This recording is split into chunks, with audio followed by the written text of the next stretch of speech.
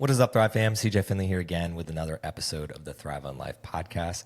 And we're running it back because I just tried to do this one time, but Riverside was messing up.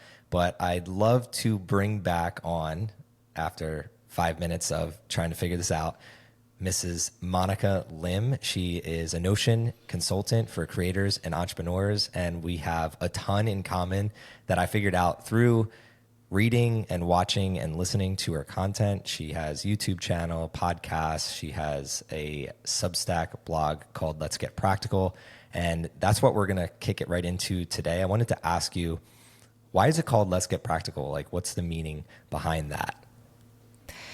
CJ, so I think Let's Get Practical started like not too long ago. And I think it's a really a mantra for me. I was telling myself, like, Monica, let's get practical. Like, we don't need a perfect system that works from day one, that I spend like a week building or planning just so like I don't use it or I come up with a new system. But just really trying to be practical, something that works in a way that fits my patterns and like my schedule and my behavior.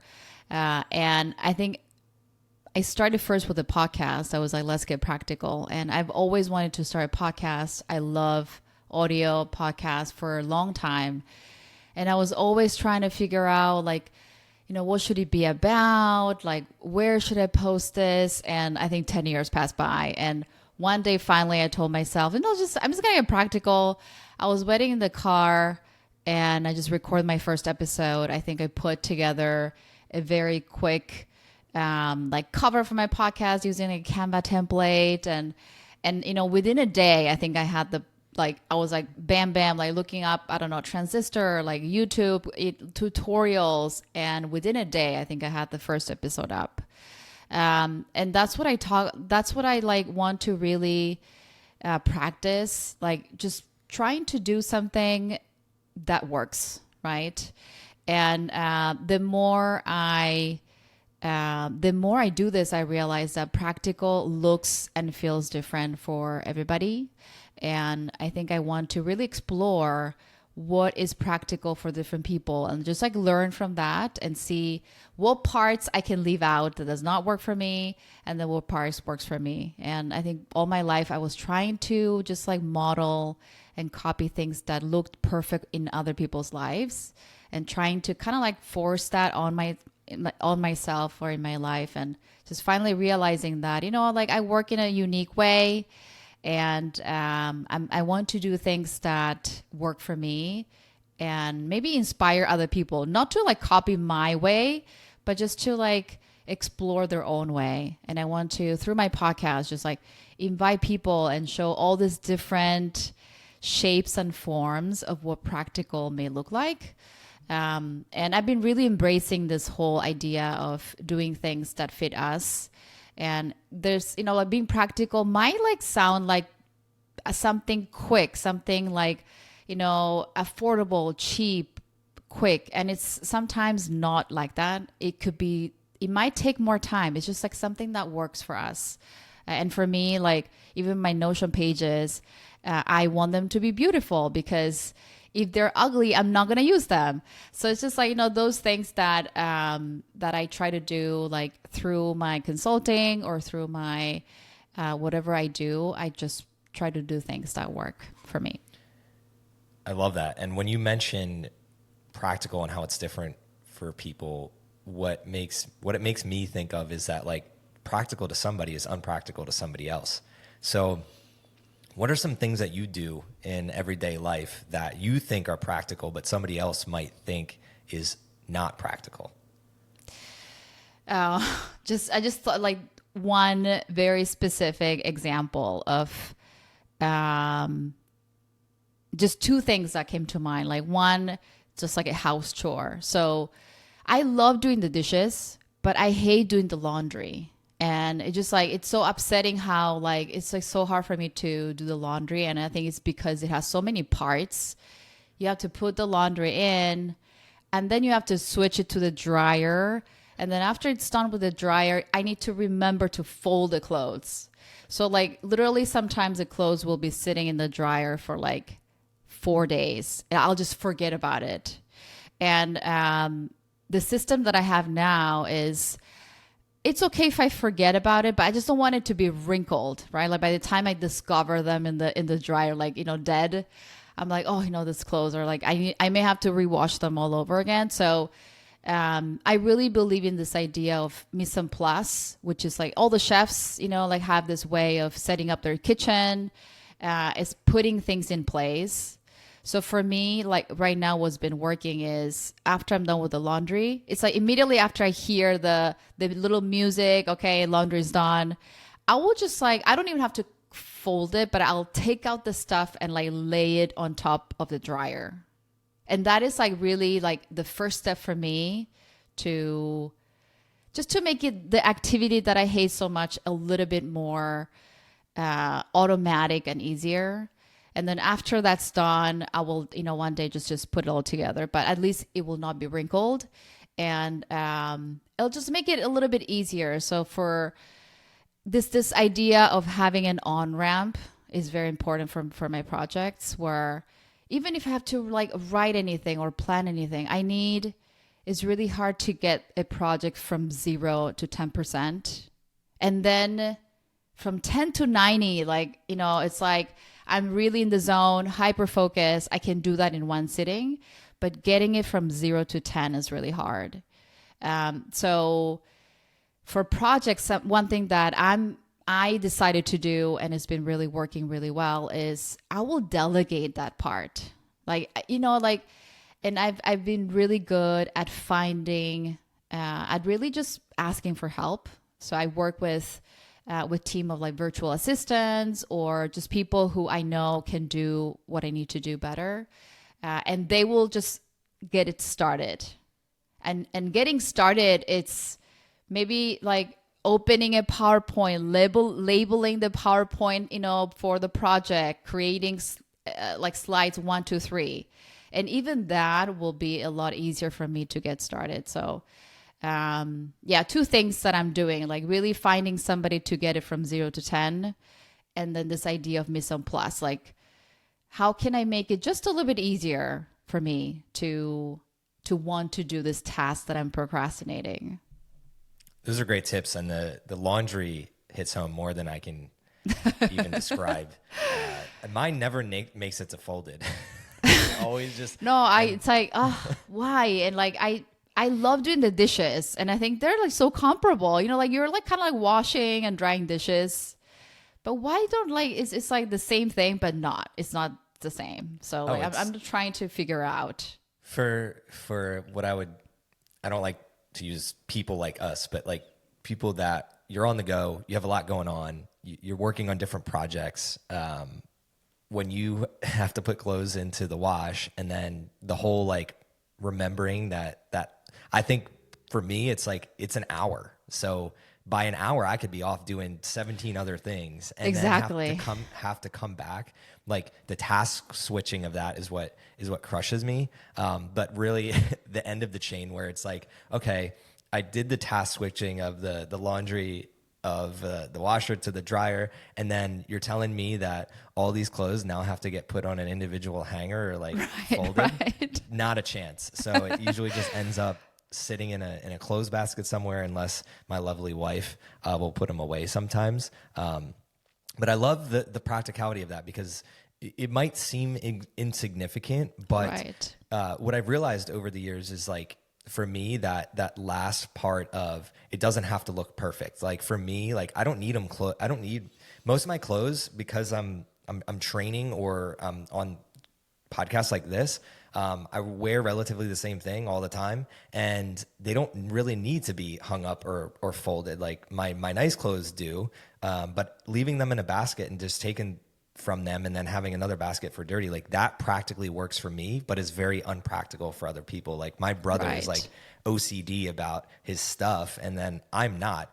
But the interesting thing is, like on my computer, I'm very organized, and I'm OCD about Oh my God, where yeah, my Totally. where am I like I'm recording audio here, I'm recording video. Like I have a hard drive specifically for my podcasts and specifically for my videos, and my Google Drive is built out. So I'd love to understand where it's like, okay, like you might struggle with the laundry, but where does Monica shine? Where does that personality shine? So you mentioned the 1 to 10% might be difficult, but you outsource that. But where are you shining, and where's that strength portrayed? So that's a great question, and yeah, it's almost embarrassing to talk about the areas where I struggle, like laundry, like I don't know, cooking, but um, and this is one of those things that you probably have heard, like that, commencement speech of the water, like the fish in the water, like, they're asking, oh, how's the water? Like, what water? Like, if you're inside, you forget about what's going on. But things that I get like comments, oh, wow, this looks great. Or I'm really kind of methodical in like my documents. So like my Notion pages, um, I think it looked pretty nice. Like I just can't stand a Notion page that does not look very nice. I think, and Well, by nice, let's I mean, I don't want to cut you off, but for those that don't know what Notion is, and you say when it looks nice, like convey to somebody that has never used Notion before, what does the average Notion page look like? And then what does Monica's page look like? okay, so Notion is, for those people who are not familiar with Notion, is this tool that I talk about, a tool that can build tools. And it can look very simple as like a word processor. You can think of it as a page where you have a lot of text information or a mix of visuals like images, text. And what Notion does is it gives you a set of options for what this visually could look like. So, for example, you may have like 3 types of headings, and then you have a set of colors. And I think my pages, I really try to use the spacing very, in a way that information can be scanned very easily. I like pages that look elegant, so I will mix, just like, lines, divider lines to make the information sort of more structured. So it's not just like throwing content inside. And then I use my Notion as sort of like a room where I'm putting the furniture, and I decide, okay, like I'm going to arrange the furniture this way because it looks more balanced, more elegant. And I think sometimes people just treat it like a drawer and like throwing everything inside. And I treat it more like maybe a shelf where I lay out the information in a way that is easy to understand.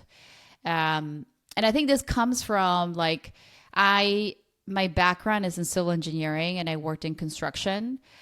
So it's really, you're managing through like plans or drawings or maybe like a piece of document, and you are instructing people what to do. So I think I've really learned the value of good documentation does not confuse people. Like if you have a documentation that is very well thought out, people know what to do with that. And my thing was always like, it's like sometimes I make things look too easy, and people think like, oh, this was pretty easy, but there's a lot of work that goes into making sure everybody knows what to do. And even like with podcast directions, like it's amazing how the same sentence people could interpret in different ways. So I like creating my Notion pages if it's a document not for myself but for other people, in a way that it's very clear, like what is it for, how it can be used. I'm creating, for example, this, and I love getting involved in this very unique problems, right? Like those are the ones that attract me. I might be so busy, but I'll still raise my hand if it really engages my mind. So one of my last setups that I'm building for this chef, and this chef is having this cooking course, and I reached out to him. I'm like, oh my God, I think you need a Notion, like, resource, and I want to build this for you. Would you hire me? And I sort of pitched this in a way that maybe it was like, with a video, like what I had in mind, and the chef agreed, and we've been working together. And it's just really creating this beautiful space where people want to go to, right? It's not something that people look forward to going to. And I think we are designed to be attracted to things that are beautiful and things that are useful, clear. And I've been making this Notion page that it's just like, like the recipes, like the categories, and I'm creating covers, and it's just like so beautiful. Yeah. So like I think I shine in just thinking in creative ways and in clear ways how to structure, organize information on a piece of paper or on the computer screen, which I cannot do at home. Like my house is so messy, but I think when I'm looking at a Notion page, it's like so constrained. It's like this page, and you only have this 6 blocks to play with, and that to me is like, yeah. I don't know. I hope that answers the question. It's called being a human. I think we have inhumane expectations of ourselves that you make this Notion page look so beautiful, so your laundry should be so beautiful, when the reality of the world is we come from tribes. We come from individuals that collectively come together to fill specific roles that you might be great at something that I'm terrible at, and then vice versa, and we come together to make a whole. And I think you're well-traveled. You've lived outside of America in several places, but in this country where we're moving more towards individualism, and in some cases that's great, like the ability to be a creator and an entrepreneur, and everybody's access to social media and information is wonderful in a lot of ways. But it also creates this pressure that we have to be that Notion consultant in all areas of our life. We have to create beauty in all areas of our life. Rather, what you're doing is challenging that status quo and saying, let's get more practical in a lot of areas of our life. And that doesn't look like perfection. And I love this conversation because it hits so many points of, I just think back in my life of I'd be excelling in one area, but like super, like to other people, not excelling. But in my mind, I was like, this is just me being practical with who I am and what needs to get done in this moment. And you mentioned so you're working with a chef, and you mentioned cooking may be one of the areas that isn't necessarily your forte. Well, for me, it's like, okay, I think cooking is my forte, but I'm no chef, meaning I just throw some meat and some rice and some veggies on the grill or on the stove, and that practically works for me. Like, I don't need it to be this 5-star meal for me to feel satiated. I could literally just eat ground beef and rice and throw a little hot sauce on it. And to me, every day, that's great. That's practically great. But to other people, it's not. And what you're doing right now is showcasing and almost encouraging other people to step into what that practicality looks like for them. What that makes me reflect back on is when I was younger and where I was doing that, but I was almost scolded. So I'd love to understand in Monica's life, where were some of the things that you were practical on for yourself, but to other people, they might have pushed you in a different direction, or you felt pressure to get pushed in a different direction. Did that happen in your life? Because you're talking about it as an adult, it makes me believe that somewhere along the lines, you had this idea, and usually it stems from our problems and the things that we conquered throughout our life.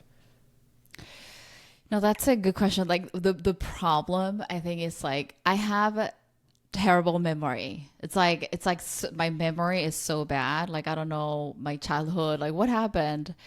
But one thing that is so interesting is that I have 2 kids, and I see so many signs of ADHD with my kids, especially with my daughter. And it's insane how seeing my daughter makes me kind of remember of my childhood.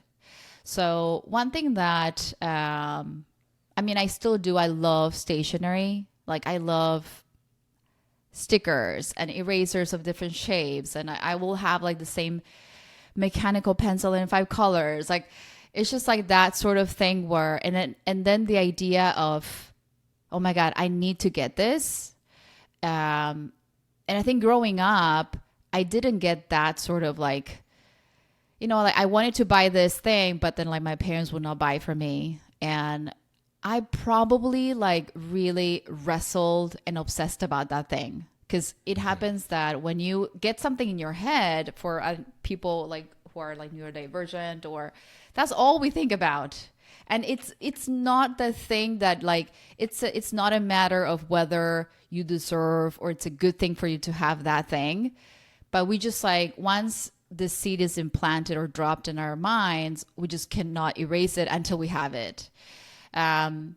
So for me, I feel like, like I wonder how much of a struggle I had just because the things that I wanted to do or things that I was obsessing about, I was just not given room to indulge myself or like to play around with these thoughts and like to pursue those. And this is just, I'm just speculating because like I really don't remember. But one thing that I'm doing with my daughter, for example, if she like really obsesses about something and I know it's like silly, it's like, oh my God, like stop thinking about that thing, she'll think about it even more, right? So I'm really trying to indulge my daughter more because I think it's harmless. It's just like, okay, Ma, I want to get this new notebook. And it's like, I don't know, $5. And me just getting that notebook from my daughter will just like, and I know like 120% that she's going to play with it a day and then she's going to forget about it. But then I think like that like will just like free up space in her mind, right? So I'm just giving myself a lot more grace with my daughter. And I'm so sure that my parents, were busy, like they were like immigrants and like they're just like, doing a lot of different things. So I am sure that I was not given that sort of room and space to like explore and indulge.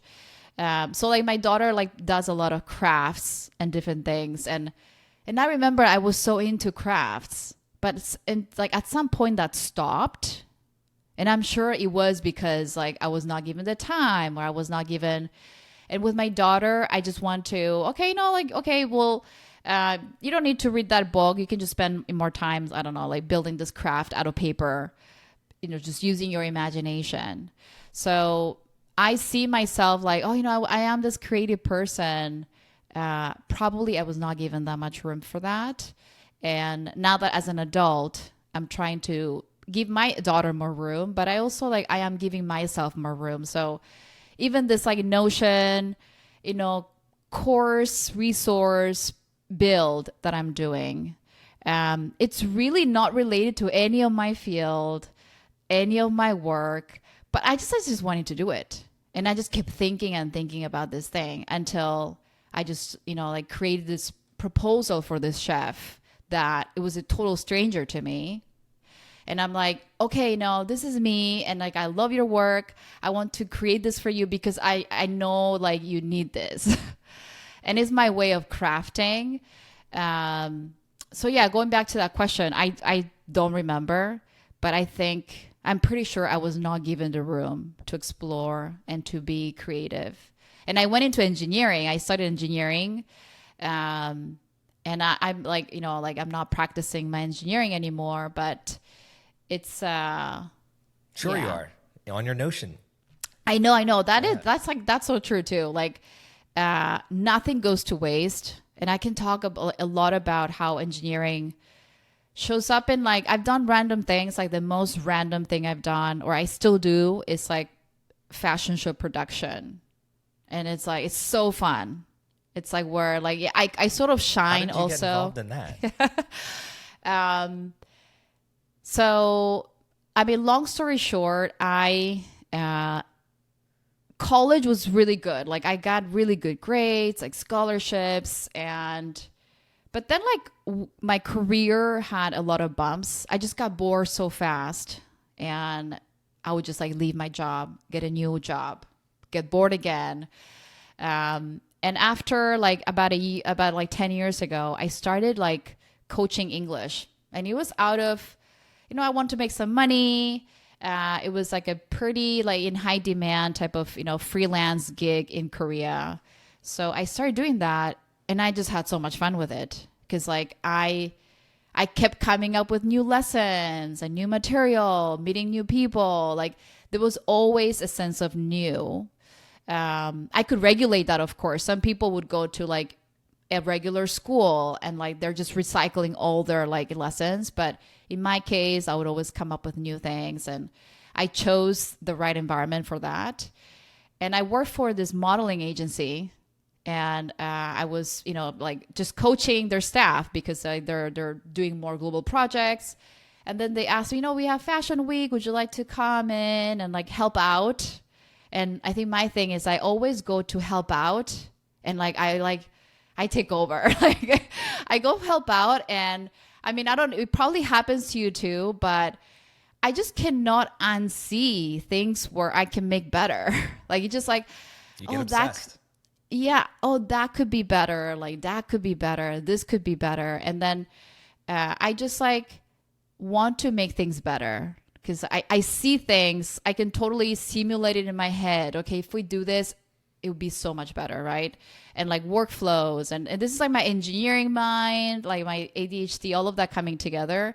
But again, like I loved the work, and they loved what I did in terms of like hospitality. All I had to do is like there were like 50 like editors coming from Vogue, Elle magazine, all these magazines. I had to make sure that they would get into the shows at the right time, right? And it's like a very simple thing, but it's actually very complicated because you're managing so much people within like the very tight schedule, million things happening at the same time. So I just created like spreadsheets. Like I knew exactly where each editor had to be seated, and like it was like it sounds crazy, and it is crazy, but I was just really good at it. Like I was very calm, and I knew exactly what was happening, like at a very high level.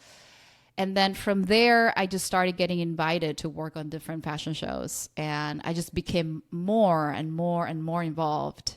And I worked with like some of the top, creative agencies in the world. And I still do if there's a really interesting project. But yeah, just like It, so excited. it it's like converging of your different skill sets, and it's really just following your curiosity. So your curiosity of teaching people English, and then like where that leads to. And it's interesting because you mentioned that you struggle the 0 to 10%, but you've tried so many different things. So where did you get your like confidence to like take the first step? You acknowledge that like maybe you're the type of person that takes the first step, and then on the project you realize like, okay, like somebody else could help me get this a little bit more forward. But I'm looking more of a response in like the confidence realm, because I think a lot of people struggle with even how you're like, oh, I see the chef, I'm going to pitch this chef. Like that is, I think, the number one inhibitor to most people. Like anybody listening to this, that is the inhibitor. It's like they'll have an idea in their head, and it's not even that they can't get the idea to 0 to 10%. They won't even like reach out to somebody. Like that is their fear. And that's a lack of confidence in their idea and what their path is. What has been your like installation of confidence to be able to do that? Yes, thank you so much for like, I see myself as like not, I always felt like I lacked confidence, but I do think that, in the past 2 years or so, I've gained more confidence in my work. And I really think that like COVID made a huge impact on me. Like, because I was like a very non-digital, like I was not on social media at all. Like I think my first YouTube videos that I started watching was with COVID. Like I didn't know anything about social media marketing. So I was like actually searching social media marketing because I needed to learn that. I felt like, oh my God, everything's collapsing. All my English courses were canceled.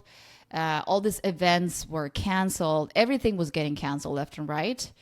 And I think with COVID, like not as a survival, but like I just started like discovering Twitter, and I was just like, just a part of the audience looking at what was happening on the Twitter stage. And I would just like, not even like, oh, look at me, but I was, like, that's like, I was engaging with people and their thoughts. And I saw people who were engaging back. And then, oh, wow, this person, like I don't know a thing about this person, but this person is finding what I say interesting, or what I can do valuable, right? And I think that's where that's how it started. I think that's how it started. And right, the reason why I got involved with Twitter was actually also Notion. So like Notion was the thing where back in like, I don't know, just like, again, like YouTube algorithm, right? Like fed me like this thing, and it was like, oh, this like looks really cool. And to me, it looks so easy. Like I'm just like, I'm a very tech challenge person. Like I'm like, how do you do that? But the Notion was so intuitive and so easy. Later, I found out that it's not easy for everybody. But for me, the idea of being so visual, like if you look at my main sort of Notion page, the one that I have bookmarked, probably for somebody it's like too crazy, but I can see everything very like at high level, bird's eye view of everything that is happening. And I was like, oh my God, I can build that myself, like without any coding. So I got really into Notion. And then through Notion, I got involved with Twitter, and I was just sharing things about Notion, and just people started engaging. And when I saw that, oh, this is valuable to people, I wanted to create more. And I think that's the snowball effect, where you just do something, there's a little response, and those like small wins accumulate. And I think that's what gave me more confidence. But the trigger, or like what started, was creating. And I think that's my whole thing. Like people, like all of you are creators, just create something. And that's my main sort of, I don't know, goal behind Notion education or Notion training. Like I just want to let people know that there's a spectrum, right? You can create really complicated, super powerful things. You can also create very simple things. Like I could teach an 80-year-old grandma to create something useful for her, like a little gallery with her grandchildren's photos or something, right? And I've been really thinking about actually like going to a nursing home near my house and then pitching this idea of, like I want to actually teach Notion to your like, to the senior people here. Like, would you let me to come in like once a week or something?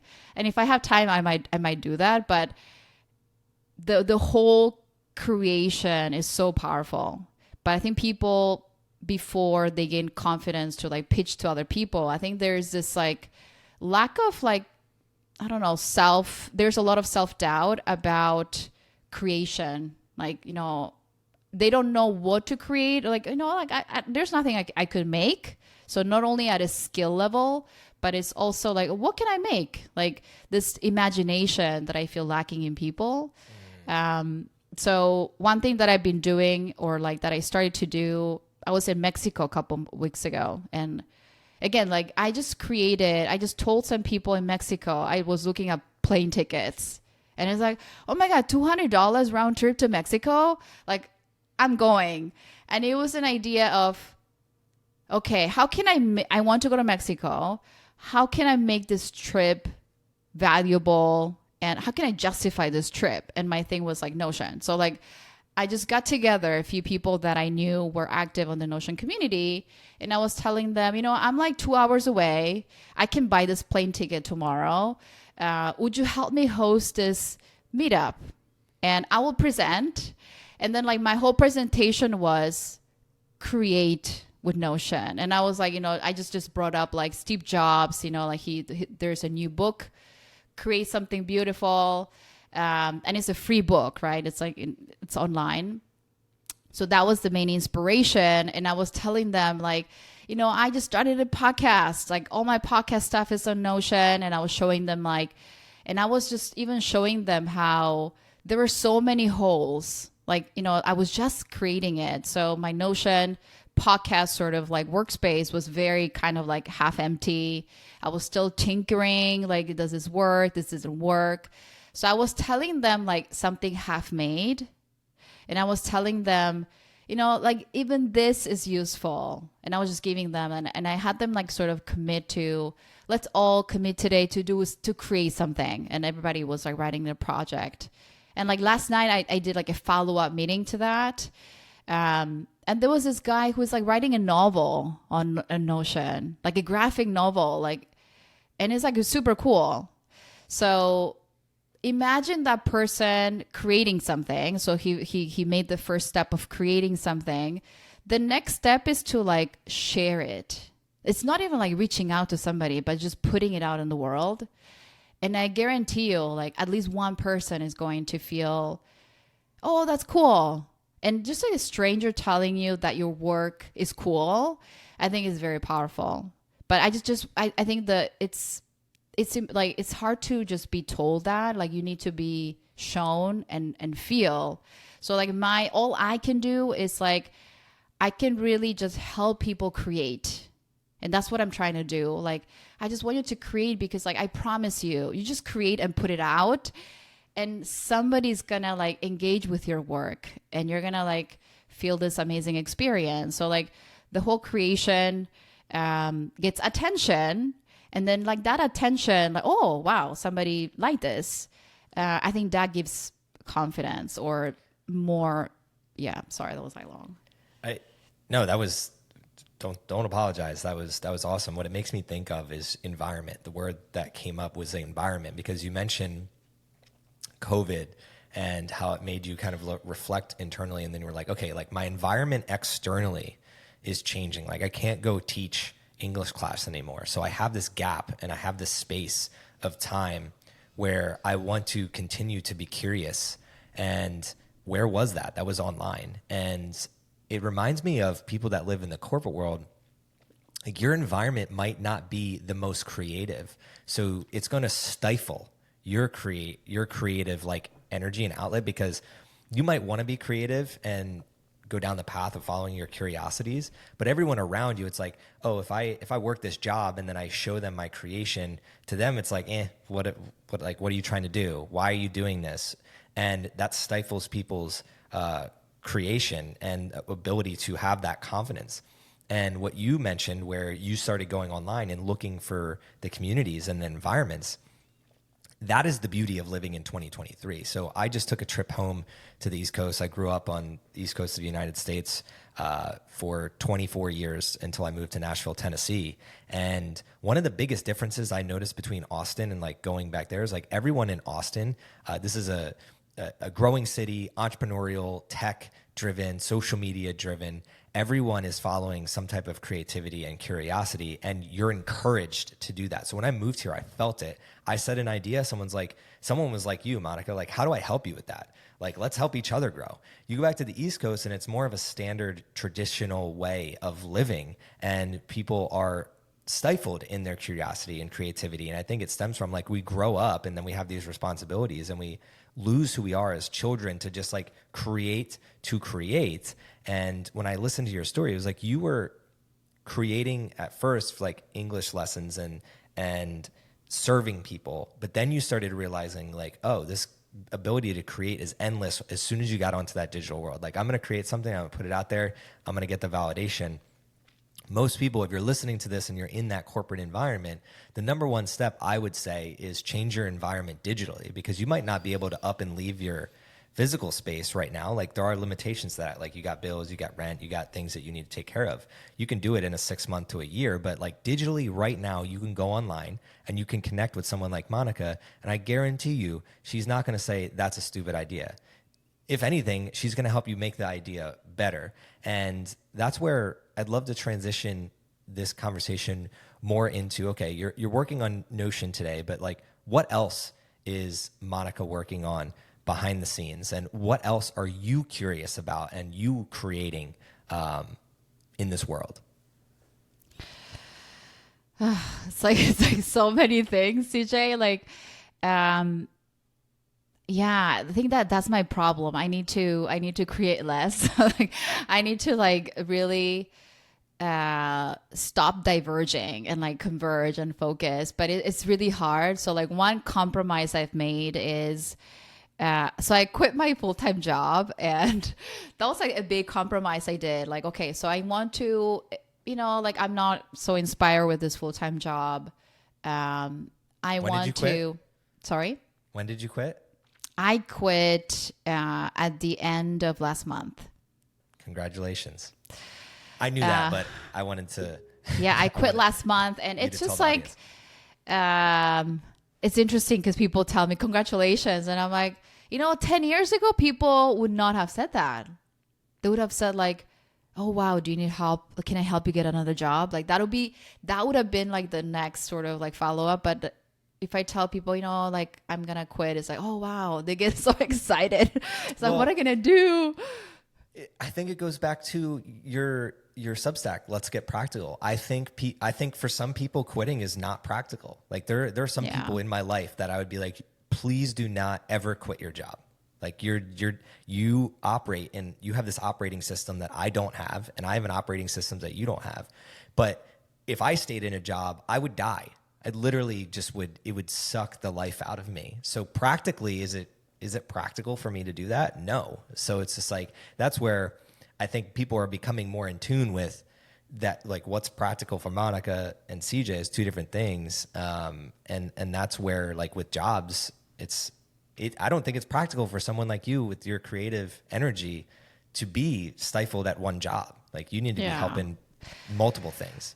So like I am knowing that I had picked this job that really allowed me to do different things. So I was like, within my full-time job, I was doing like events and connecting with like, media outlets, and I had sort of decided on this job because I knew I had a certain level of self-awareness, but still like I was just like a little bit kind of like done with my workplace. And I was telling you, like, there's so many things, and I'll just share a couple, but because of there's so many things, I'm like one person, two kids, like no time. I'm really trying to leverage, like I'm trying to hire people for help, even like for a short time, and to tackle on this many projects. But I think on like a few, I don't know, verticals, like I really want to, I really believe in like, let's get practical, which is a very new thing. Like my podcast has like 9 episodes published. I recorded a couple more, but I'm really embracing this idea of let's get practical, and kind of like showing different ways people are being practical, and even ideas. Like I really want to, like I reached out to this library, like the Milwaukee Public Library has the most interesting Instagram feed, and it's just really like in a very creative way. There's How just did like, you find the Milwaukee Public Library? so like it just popped up in my Instagram feed because like I know a lot of like neurodivergent people in my life, and they post amazing and fun, interesting things. But if you go to their feed, you'll see what I mean. All their librarian like staff is like super cool, and they make like books so cool. Like there's this one that comes to mind. There's this like 90-year-old grandma, and she's like, walking and just picking like an animation book, like a manga book. And it's just like the fun of it. So I reached out to them, and I'm like, like I would love to just like, have you on my podcast to see like how you're making, books cool, and like, just That's amazing. So like, that sort of idea of I want my podcast to be this very strange territory of like, things that people would not think about, but I did. And I'm just, like, I just want you to see how creative, like you can push the boundaries of creation. Like you don't have to interview the same people. I want to find like the best plumber in my area and I want to interview him or her about plumbing and like about like those are the things that I want to do. So in a way, like I really want to grow Let's Get Practical, the podcast, and like build tools. So like a Notion. Hopefully I'll have time to, once I tinker with my own Notion space for podcast, I think people should start a podcast. Like I'm like, oh, this is like the least amount of effort you can put for a creative project where you feel really alive. And then video can be very, like video is hard. Like I have a hard time with like editing videos, but audio is much easier. And I want to just like show how I'm doing it. And like, it's not that hard and like show people and give tools. So like the whole thing about podcasting, and even I love listening to podcasts and just even sharing my notes about podcasts and like, what are some things that I take away from this conversation? So that's like one big arm. The other one is like I love to write and I want to become a better writer. That's another whole big thing where I want to create, through interviews, but I think every content starts from text, like from like, I don't know, like writing helps you think, and I want to spend more time writing better, and I want to spend more time with that. And that comes out through like blog. I haven't posted a blog in a long time, but I have all these ideas and I want to just spend time, with writing. The other thing that I love to do is, and again, you'll see they're so different. Maybe it's CJ. You can help me find like an overarching theme, but another big thing. First off, I can help you with the video stuff. That's okay, where for sure. I like come in like that. The second thing is like you mentioned, becoming a better writer. One, that's a huge market. Two, I talked to the Pathless Ball, and like we talked to our other buddy Yash, who loves Notion, and our other buddy Noah, who's writing a book, and it's just like, how do you create something like a Notion page of it's like gamified to help me become a better writer? So somebody could start with they're on X level of writing, and then how do I improve my writing? And like Notion would be a great like gamified way of giving people different prompts to become a better writer. So you start at one, and everybody's starting point's different. Like my starting point would be different than yours, but you go through and you could make that super aesthetic and pretty looking. And like someone like me, like I want to write a book probably by the end of 2024. And what really stops me is I'm a very off the cuff writer, like email, newsletter, Twitter, that type of writing. I'm very good, but I see some of my friends that write books like Paul, like it intimidates me for sure, because I am not in my head that great of a writer. And you mentioned becoming a better writer. Is that practically the same for everybody? Like that's what comes to mind for me is like better writer. Is that practically the same? No, it's probably very different. But I think that the one thing that I've been also thinking a lot about is this idea of taste. And like having taste, right? And like and taste is very different from, like it's very different for people. But with writing, right? Like there are certain writers that I really like, and there's some other writers that I'm sure like are really good writers, but just like like it's not my taste. And for this idea of taste, so when I say like I want to become a better writer, is some people say, oh yeah, Monica, like your writing is pretty good, like, but I just want to like there's this taste level that I want to reach, and I think there's room for improvement. And like all I'm trying to say is that it's definitely an area that I'm reading about, that I'm like trying to write about. Like I think about intros and like what makes good writing. So for example, I love like Morgan Housel's writing. It's like, oh my God, like why, like how can somebody be so good? So Morgan Housel is somebody that I look up to. And if you like dissect his writing, it's just like so simple. He like that's the what looks effortless, there's a lot of work behind it. And I think my writing tries too hard. And I want like writing that feels lighter, like feels like more straight, like, you know, just so I want to work towards that. And the way I use writing, not only for my own writing, but I've done a lot of coaching for people's like resume building when I was in Korea. And one thing that I'm really good at, or like maybe my students were not very good at, and I was better at like helping them, is to find what's interesting in people.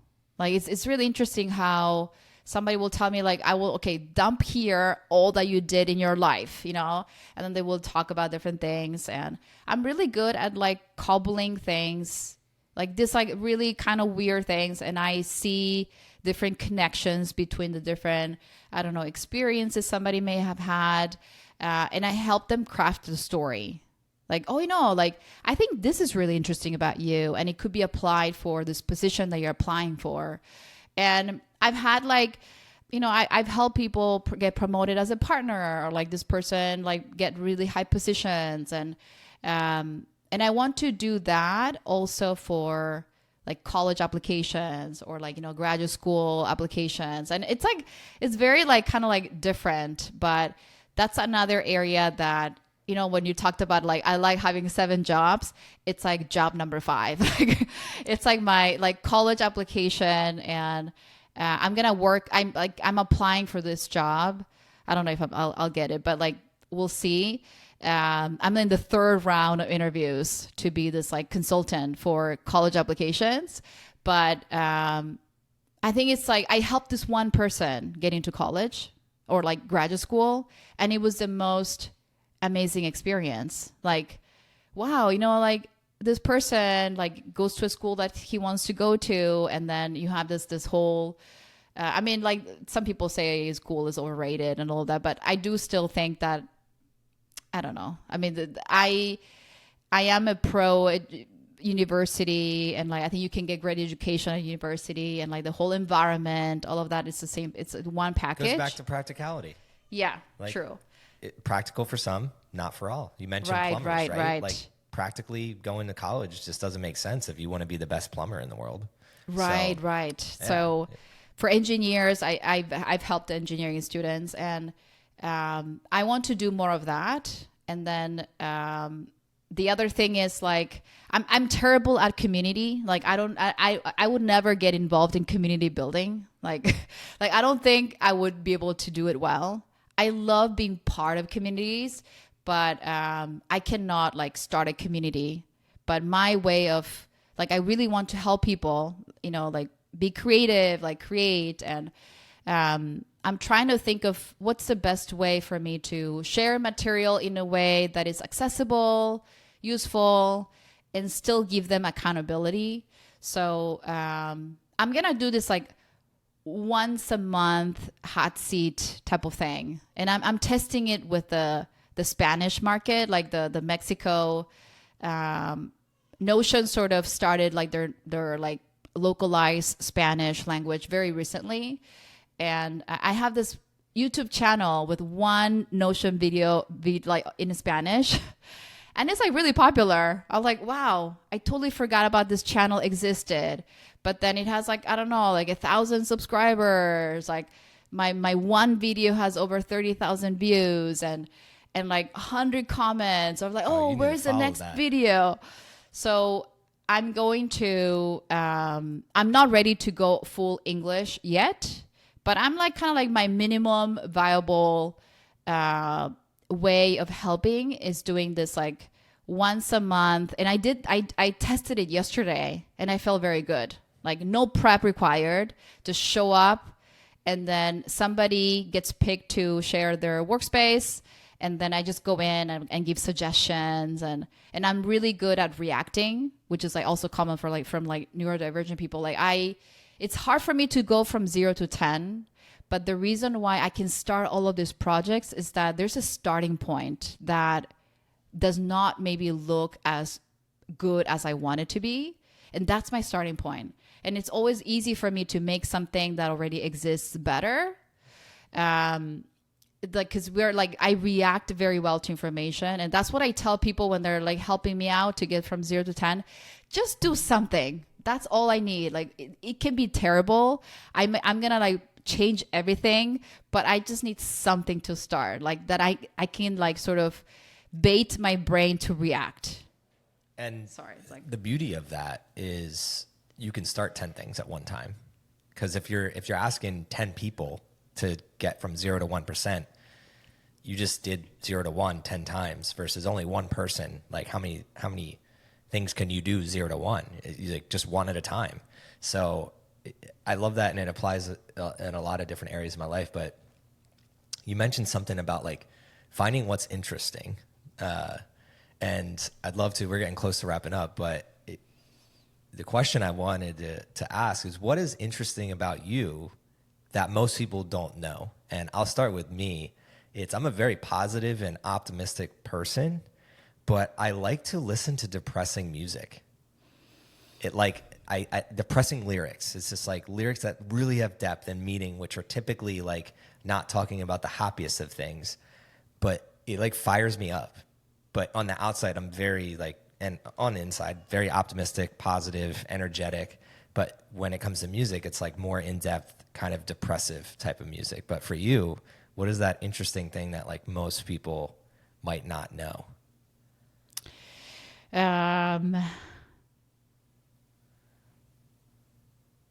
Yeah, I don't know. Like I think it's I'm so on the outside right now. I am kind of a little far from the engineering sort of space. And one of my last engineering related projects was like I was involved in this due diligence for a mining project. And it's so what mining project? Like it was like a mining for rare earths, and like it's just like so kind of like Twitter, like, you know, rare earths. It's like it's so far in the spectrum. So this kind of like technical, dry, super conservative type of field, I think is a little bit of a throw off. Sometimes when I tell people, oh, I studied civil engineering, and they're like, oh, really? Like, you kind of look like an architect. I could have seen you like as a designer, but like civil engineering. And I do think that I have this foundation of like dry, technical, like thing that I may not identify with, but I kind of like that. Like I've enjoyed being in the engineering school, you know, like physics, labs, and there's something probably that, you know, like permeates into my creative space. But the way I approach things, I think it's pretty methodical, and then a little bit of an obsessive thing to the way I do things. And this shift from like construction of boring like projects to fashion shows, and fashion shows basically is a short-term construction project, but it's like so intense, so beautiful, and like it's like so cool. I think fashion shows, the ones that are like big fashion shows, are a creative masterpiece.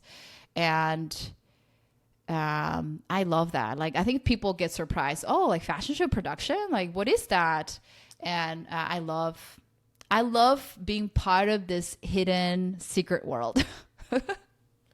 Yeah, I mean, I never would have pinned, like, just from knowing you just for a little bit now, pinned you as somebody that was working on mining projects. projects. And I get that from my past as well. Is just like, again, like I do a lot of fitness stuff, and I'm outdoorsy and like constantly traveling and doing different things. And when I mentioned, because I don't really bring it up that much, because I'm out of this world for over 6.5 years now, that I went to engineering school. I was industrial and systems engineering. And I think what you've talked about, the skills that parlay, it reminds me of, there's a book called Start at the End, or Start with the End. It's like start with the end in mind. And in engineering school, we're taught to do that over and over again, because like you can't build a bridge that breaks down. Like it would kill people.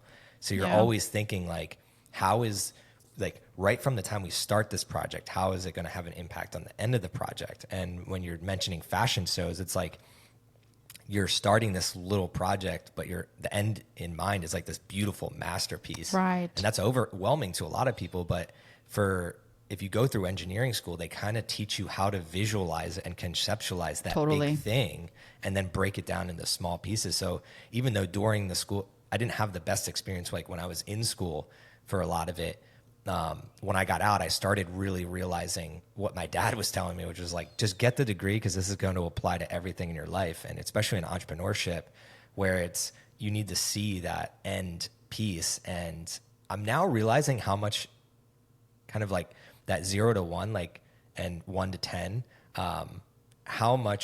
how similar I am to you, where I like to work on projects like in different businesses that kind of already got off the ground a little bit. And then I come in, I'm like, oh, I found this here that helps. I found this here that helps. And that's really where my bread and butter is. But if you like tell me like, go make this website, I can do it, but I always get stuck. Like I'll make one row or a couple things and then I stop. Rather, if I just have somebody like, hey, make just like you said, I need to take this advice from you. It's like, just make any website, like put 5 rows, put any fonts, whatever. And then I'll come in and change the call to action, change the branding, all those things. I'm realizing that my actions have aligned with that. So you've brought some clarity with that, but we're going to get to our wrap up questions. This has been an awesome conversation. I really loved hearing your story and everything that you're working on. I think it's going to inspire a lot of people out there to follow their curiosities. And I'm excited to hear about whether they accept your application. Good luck on the 3rd round. But last question we have before we get into the wrap up is really who do you want to be connected with, and then how can they best connect with you? So people out there, you mentioned Notion and the different things, podcast. Feel free to just like communicate who is the best person that you're trying to connect with, and how can they get connected with you? Sure. What I've gone through a lot of, like I want to be known for this, I want to be known for that, and like this whole like niche like maze, and like going back to zero and like hitting cul-de-sacs. I think today I'm at a point where I've accepted who I am and who I can help most. And when I help well, I feel like I'm most alive. And I think the group that I've helped recently and I felt really connected to is this group of like creators, entrepreneurs that, I don't like calling them solopreneurs, because I think there's always like people helping them. Even myself, like it's just me, but I hire help, or like here and there, I ask a lot of people how to do things. So there are these 2 groups, or like maybe 3, like group of creators, like YouTubers, podcasters, writers, and then entrepreneurs that are trying to either they want to get things done, but there's this nagging feeling that things could be a little bit better, or they're creating something and they don't know how to put it out to the world. Those are the people that I just want to help to give them a little push, like just a little, like, that they're climbing the mountain, and just want to put my hand in their back. Like, it's just like, I'm not going to do a lot for them, but and I'm doing that for this one creator, with this one YouTube creator, where I'm just really helping her, like so much creative, like she's a creative powerhouse. And because of things in her life or different things, I think 60% is coming out, and she could do a lot more. So I'm just trying to like notice things that are like making her like workflow more difficult, and then taking care of those to like see her shine. And then I want to do that with other creators, entrepreneurs, course creators, teachers, through like Notion, through writing, through even like brainstorming, right? And this whole idea of taste, like I talk about how, yeah, it's hard to do from 0 to 10, but there's so many resources out there now to get like a good idea of what you want. And that's what I'm learning. Like for me, one of the biggest things that I've learned and I've become really good at is to kind of like communicate what I want. And that's like so hard. Like I hired like a web designer and like telling them what I want you to create because I have something in mind, right? So like, how to communicate with like your contractors or like your freelancers, and just teaching people this process, because I really think not many people believe that delegating is accessible or delegating is possible or affordable. And I think you do have a spectrum, right, of like talent that you can choose from, different countries, because of like living expenses and quality of life. They have a different pay scale, right? And there are lots of things that are possible if you learn how to like leverage those things. And just want to, because I was there on the other side. I'm like, oh my God, how do I do this? And like, oh, can you hire an editor? Like, and I want to just teach people and help how and what I'm doing. And like just take what works for you. Like this is what I'm doing. It may not work for you, but take what works. So just packaging my information and my knowledge. So that's, I think, how I want to, approach. Heck yeah. Last question that we always ask everybody on here is, if you were to define the word thriving, how would you define it? Oh my God. I was like thinking about, this is like not a joke. Like I was like, I'm going to write a book and the title is going to be Not Thriving. It's Still Okay. As in like, like I have this, as in, like I've had like 3 or 2 like really terrible weeks, like emotionally, and like just feeling bad, and like depressive thoughts that are very common also for like neurodivergent people. And I think thriving, there's this pressure. Like I'm like, oh, I'm not thriving. Like I just feel, and the definition that I have come up with is, I think it's like just making that independent of your circumstances and your environment. So it's just like whatever is going on, and most of the times like there are so many things that like I can control are bad, and even in the midst of all of that, am I making the most to create something that I'm proud of? Like that's, I think, my kind of definition. I'm still working through it, but like thriving, I was like this past week, like was feeling terrible, but like I really think that in the midst of all of this turmoil, I was thriving. Like I was still deciding to, okay, I feel like crap, but I'm going to, I'm going to like, create this peace, or like create this connection, or make this contact. And I think that, no matter how like, like the escalator is going down, but like, am I just waiting, or am I like making a step? And that's like my definition of thriving. Like, am I just going forward, even though it does not look like it from the outside? It's powerful. Like stagnation is the true killer. And no matter where you're at, like you don't have to be stagnant, even if it's in your mind. Your external could be stagnant, but in your mind, are you making positive steps? So I love how you define that there. And actually it was one of the reasons the brand was even created, was with the understanding that I'm not always thriving. The goal is to just look in the mirror and ask myself, how do I make 1 step better, 1% better every single day towards that step of having a thriving lifestyle? And that comes with the peaks and the valleys. It's not just every day is just great. It's like, no, like if today isn't great, what makes it not great? And how do I take that step forward? So I love how you put that. I think it was a wonderful way to define it.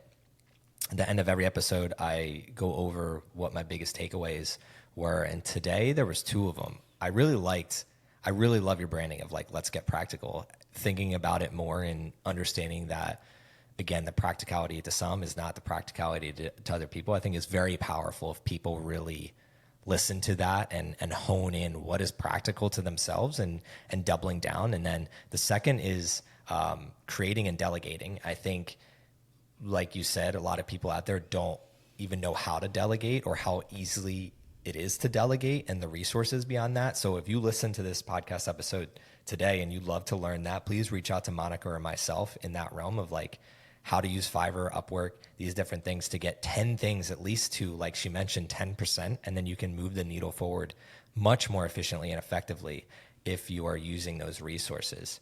If you like this episode and you feel that there's somebody else out there that could benefit from it, please share it with them. The thing that would make me the most happy is that you share Monica's story with somebody else that could potentially benefit from it and potentially reach out to her, and y'all could work on a project together, become friends, and make this world a better place. Last thing, give us that 5-star rating and review. It's super helpful for more people to hear the episodes like Monica's that could be beneficial to their life. A podcast, Thrive on Y'all.